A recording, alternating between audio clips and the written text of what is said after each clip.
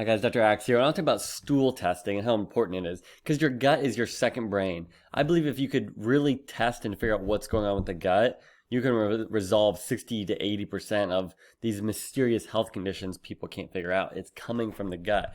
And regular doctors, they look for blood and cancer mark tumors in the stool, in the gut, but they're not actually testing the bacteria and the microbiology. So I'm going to show you how this test, what it tests for, and all the different patterns, right? The gut is a puzzle, and there's so many patterns that you need to look for.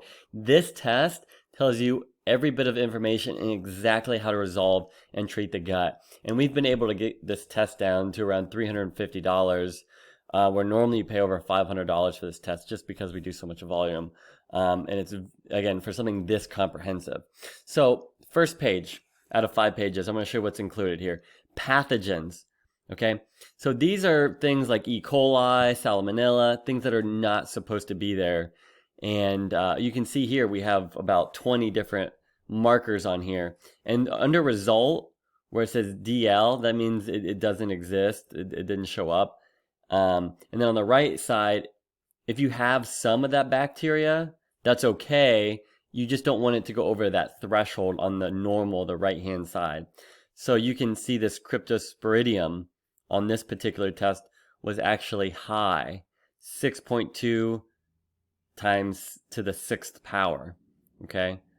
So it's just a little bit elevated because normal is 1 to the 6th power. So that's a problem, right? That's a parasite pathogen. Virus is negative, okay? Let's go to the next page. Things like H. pylori right here is what we're seeing here, okay? H. pylori is a nasty bacteria, and you can see we're 6.3 to the 5th power. Now, a breath test that some doctors do isn't nearly as accurate. That's your breath. It's not really even testing your gut. This is more accurate, okay? And you can see this is elevated. H. pylori is a big deal that needs to be tested. Now, the other thing is normal bacterial flora. It's not just enough to not have the bacteria, bad bacteria, but you need to know what kinds of species of good bacteria you have. So this one actually has your Bacteroides family, and you have your Firmicutes family. And both of these families should have a specific ratio. So again, we want to know what kind of good bacteria you have and what ratio, because if one good is too high and the other good is low, now we have a problem. This test shows us how to balance your good bacteria, not just the bad. Opportunistic.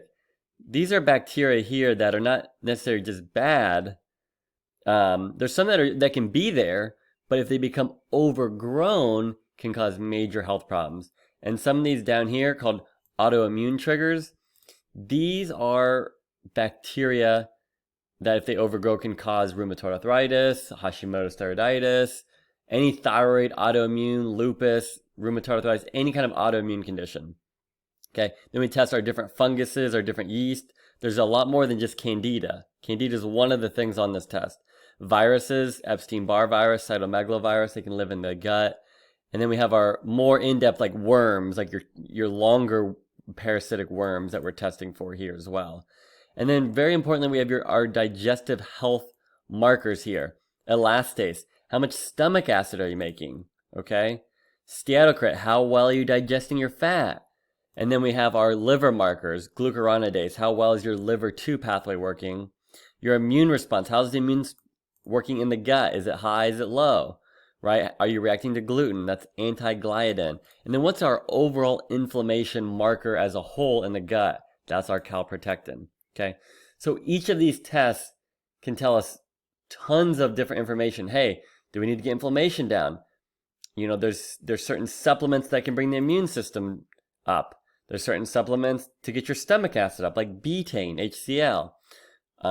Do we need to take an anti-parasitic? Do we need to take antimicrobials to get overgrowth down? Do we need to kill H. pylori with an H. pylori supplement? And so forth. So I'm going to have another video of explaining exactly how to treat based off this. But this gives you the overview of what's included in the test and why it's so important.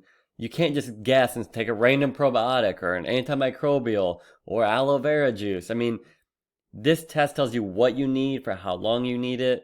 Again, there's so many patterns you have to test, and that's why this test is so amazing. because it shows us all these different patterns.